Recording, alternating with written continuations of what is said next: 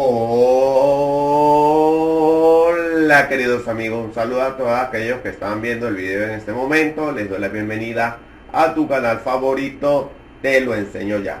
En este video te enseñaré a cómo apagar automáticamente tu Samsung Smart TV de una manera muy rápida y sencilla, así que te invito a quedarte a ver todo el video.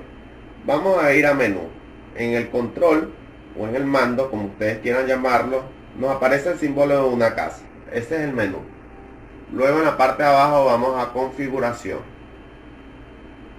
De allí vamos a la opción que dice general.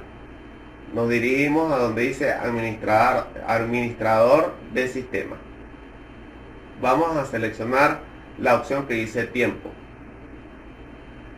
Antes de proceder con el temporizador de apagado, que es para apagar automáticamente tu Smart TV, tienes que configurar el reloj correctamente, tanto con la fecha y el tiempo, ¿ok? Luego de haber configurado esto correctamente, vamos para atrás y le damos donde dice temporizador. Si ustedes quieren apagar el televisor dentro de 30 minutos, lo dan allí. Si quieren apagarlo en 60 minutos, seleccionas esa opción, en 120 minutos y 180 minutos.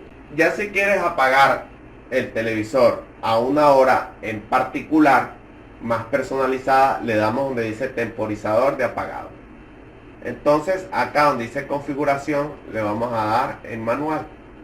Acá vas a seleccionar el día en que quieres que se apague el Smart TV. Luego acá en tiempo vas a colocar la hora que tú quieres. Le damos en OK, le damos en cerrar. Y acá, como estás observando, dice que el temporizador de apagado o el televisor Smart TV Samsung se va a apagar a las 11:51 de la noche.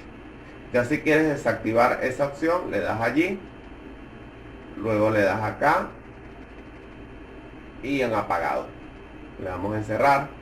Entonces de esa manera hemos desactivado el apagado automáticamente en nuestro televisor.